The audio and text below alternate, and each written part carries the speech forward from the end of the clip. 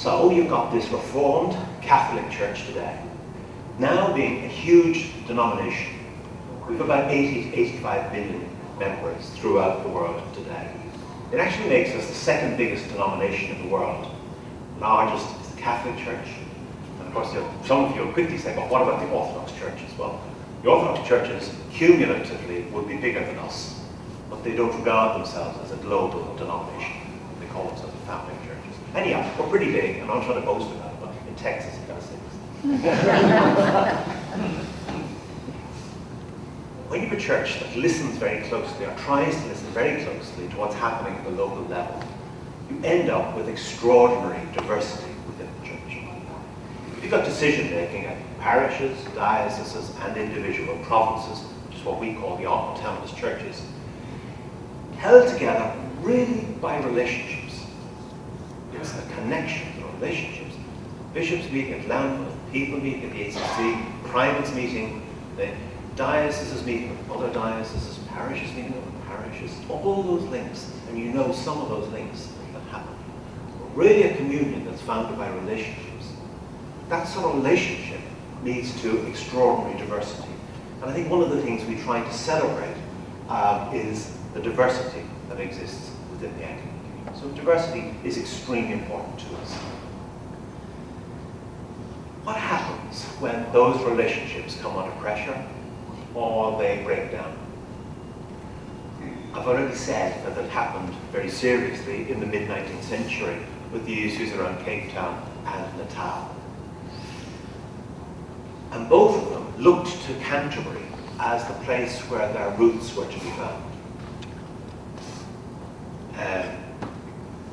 In the 20th century, we do that now, not just simply by appealing to Canterbury, but looking to our synods and so on. The question, though, which is now very much at the forefront of our understanding of the modern Anglican communion, is how diverse can we be? We've had that question on many occasions, actually, in the past. Probably the last time we really had to face it as a very difficult issue was over the question of women priests and women bishops.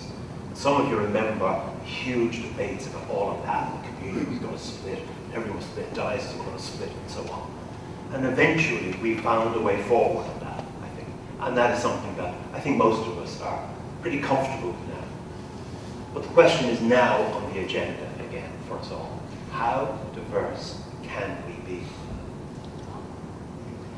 And I think I want to answer that by saying, I think we often say, is we ought to be recognizable to one another as Christians. If you are part of a communion and you believe that someone over there is not actually a Christian anymore, you actually have to say, no, that's beyond the stretching of diversity. And I think that's not a bad model. I've looked at various models, but I think, anyway, I'm interested in what you say. In recent times, as you well know, the Episcopal Church, together with the Anglican Church in Canada, has seen for its appropriate response to mission within its context and its culture that it needs to move forward on the question of same-sex issues. Moving forward twofold. One is in the area of the blessing of same-sex unions. Secondly, the election of a bishop with the same-sex union. That was done, I think, with genuine integrity, trying to understand what is the context within which we are functioning as a church, what is the appropriate response to that, and I think those two churches have decided what the appropriate response is. Other parts of the communion are in different stages of discussion on the same issue. But these issues are very big on the agenda of very many of our churches in Western society. In terms of the communion, there are many who have said that that is beyond the area of recognizing. And in a sense, that's at the very heart of our current issues in the Anglican communion. The question, the issue is that some do not recognize those developments as being appropriate to the Christian tradition as expressed within Anglicanism. So, that's been complicated as well by an intensification of what was already happening before that, it's quite important, of interventions by one church into another. And that is a denial of those old Catholic principles that I talked about earlier, where we've always said one church, one place. We don't have two churches in one place. Because the church is not about choosing like-minded people that you want to be with, nice people that you want to be with, people you agree with. It's a church, not a club of like-minded people. So all the churches should be united all in one place. And that was happening. It began in about the year 2000 and became much more serious after the events in 2003 here in North America. And I think you're all aware of that as well. So two different things happened. And you mix it up with politics and a lot of other issues as well, and you make a right round kind of development. In response to that, the primates met in 2003. The Archbishop of Canterbury, who of course, remember, is the one everyone looks to sort the problem out. And he's not a sort of an Anglican pope. He can't act, he can't interfere, and he doesn't want to, even if he could. He's not going to be able to sort things out. So he looked for advice to those who are his colleagues, the primates meeting, and he called a primates meeting together in 2003. They requested him to set up a commission to look at the question. Remember very clearly what he did. He asked them to set up a commission on communion. In other words, how do we maintain communion with this extraordinary level of diversity? And how do we maintain communion into the future? It's important because the Windsor Report does not deal with same-sex issues, and it doesn't deal directly with the rightness or wrongness of interventions.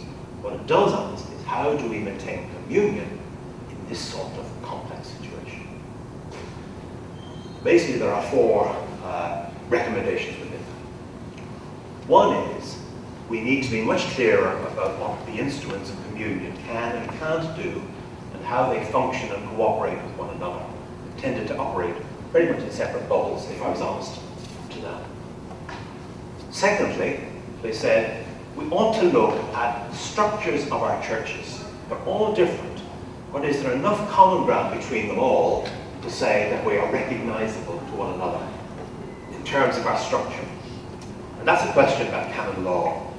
And frankly, canon law for most people, including myself, is about as interesting as watching paint dry. But anyhow, it's not the most riveting, but it is a very important piece of work.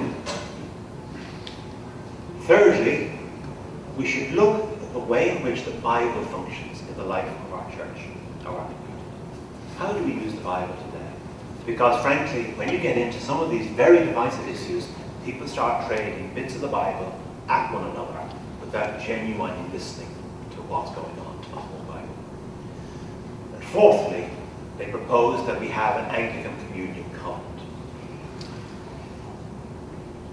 Briefly, I'll say something about the instruments of communion. We are working on that, and each one of them is spending time looking at its own role and function. The Canon Law project was taken up by a group called the Canon Law Network, and they looked at commonalities. The first person who was handling that suggested that if we looked at it, there might be about maybe 100 principles of canon law that we share in common.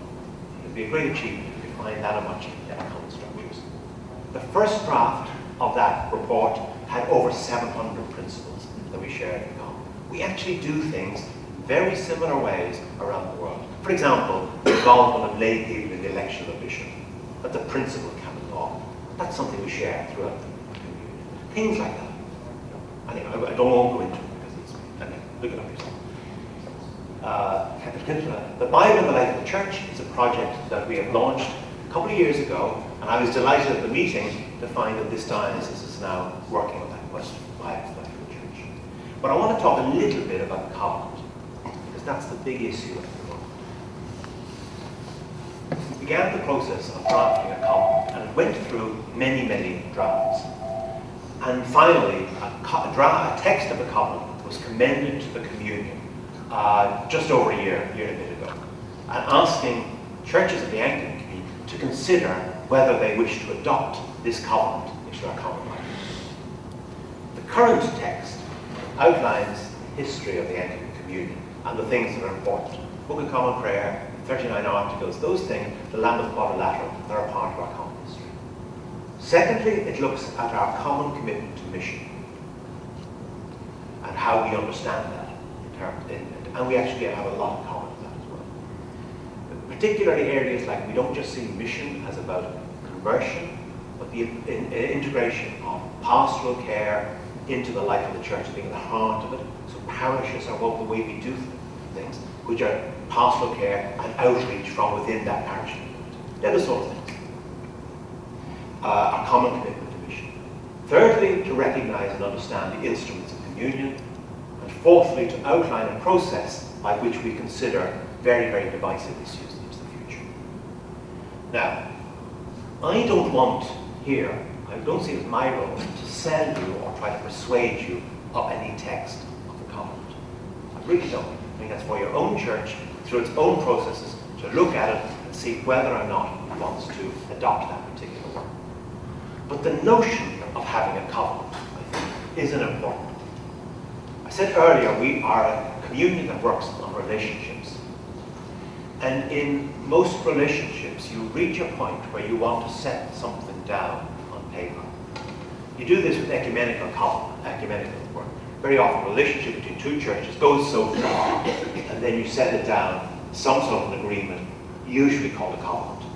For example, the Church of England is a covenant with the Methodist Church. My own church is a covenant with the Methodist Church.